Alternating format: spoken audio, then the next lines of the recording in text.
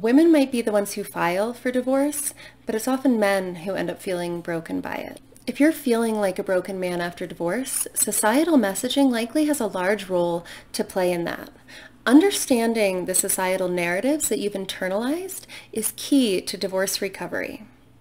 I'm Rachael Sloan. I'm a master NLP practitioner and a certified life coach. I'm also the creator of Better Beyond Divorce, which is the first coaching program designed uniquely for the specific needs of men after divorce. Make sure you stick around to the end of this video because I'm also going to share a simple exercise that will help you break free from some of the impact of that societal messaging we're about to discuss.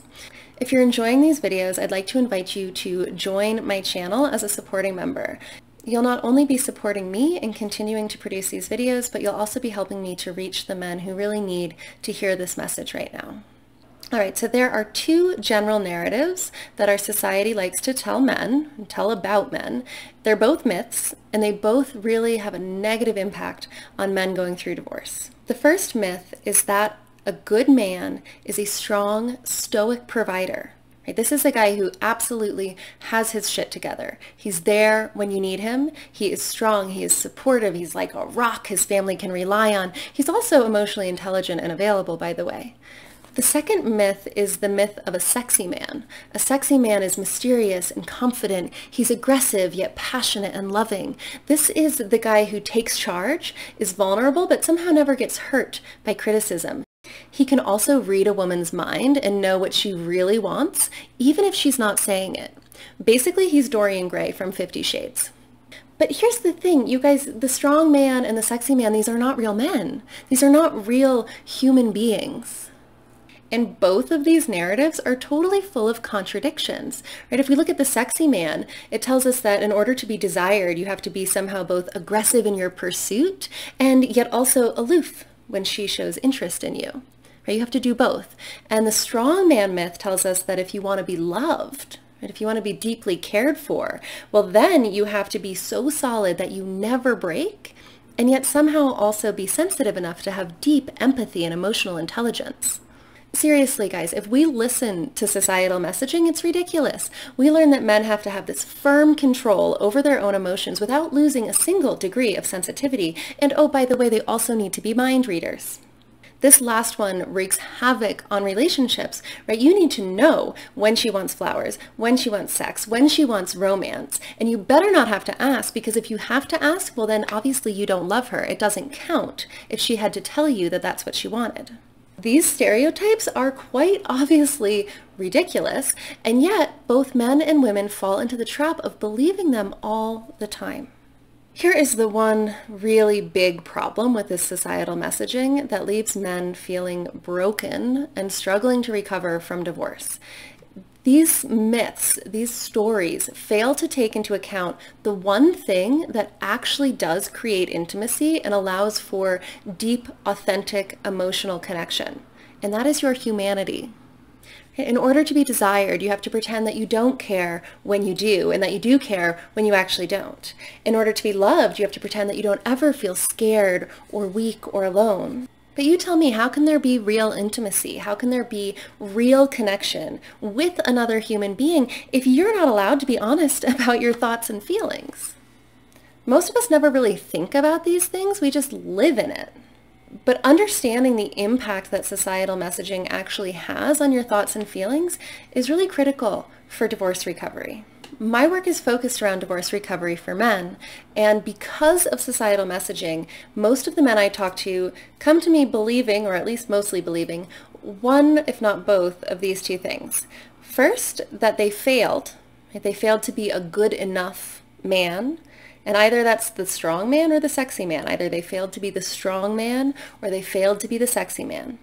The other thing they often believe is that women are insane, and that they will never be loved because women are incapable of real love, which is actually kind of a logical conclusion when you're dealing with these impossible societal myths of what a man is supposed to be. And when this happens, the first group, the men that believe they failed to be good enough men, they often experience a lot of depression. They are paralyzed by self-doubt, which stops them from healing, and it stops them from moving forward with their lives after divorce. The second group can't get past the injustices of divorce. They also get paralyzed, but they're paralyzed by feeling like a victim of the injustice, of the craziness of women. In order to break free of either form of paralysis and actually get your life back, you have got to overcome self-doubt and victimhood. The first step to doing that is to become aware of where these ideas actually came from in the first place. In a moment, I'm going to give you a really simple exercise that you can do to understand the impact of societal messaging on your own paralysis so that you can start to break free of it. But first, let's do a quick recap of what we've covered so far. Societal messaging tells men that the only way to be loved or desired is to pretend to be someone that they're not, usually somebody who's not even human, a character from a fairy tale or a romance novel. Men often internalize this messaging, which results in them shutting down their emotions and not communicating their real feelings or talking about their real thoughts with their partners. As an aside, women also don't share their true thoughts and feelings with men a lot of the time, but it's for different reasons. When it comes to divorce, the lifetime of accumulated societal messaging leads a lot of men to believe either that they failed to be a good enough man, and that's why they got divorced, or that women are crazy, love isn't really real, and there's no way for them to ever win in the world of relationships. Both of those beliefs keep men stuck, unable to recover from divorce and feeling broken, like there's no real way forward. So what do you actually do? What does this mean for you? Well, you've got to start to break free from this messaging and get curious about who you are and what relationships are without these myths, without these stories. So I know I said I was going to give you one simple exercise. I'm actually going to give you two simple journaling exercises that you can do to start to break this paralysis, to start to break free of the impact of societal messaging within your own brain. The first is a journal prompt that goes like this. Without the societal narratives around what it means to be a man, who are you? Without those stories, without those myths, if you set them aside, who are you without the myth of the strong man and without the myth of the sexy man? You might ask yourself, honestly, what do you like? What do you not like? What are your strengths? What are your weaknesses? How do you enjoy spending your time? What qualities do you value in other people? Who are you without these stories telling you who you're supposed to be? The second is to bring some awareness to your day-to-day life and the way that these narratives are showing up. So you can do this in a journal, or you can just ask yourself this question and notice in the day-to-day. How often do you avoid showing the person that you just defined, the real you? How often do you avoid showing that person honestly to other people because of these societal narratives? Because you don't think that's who you're supposed to be? Do you pretend you aren't afraid when you are? Do you tell people that you're good or fine when you're actually really sad or frustrated?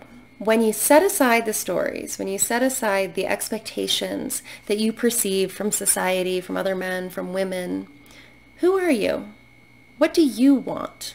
And what kind of relationships might be possible if you came from that place of really radical honesty and self-awareness?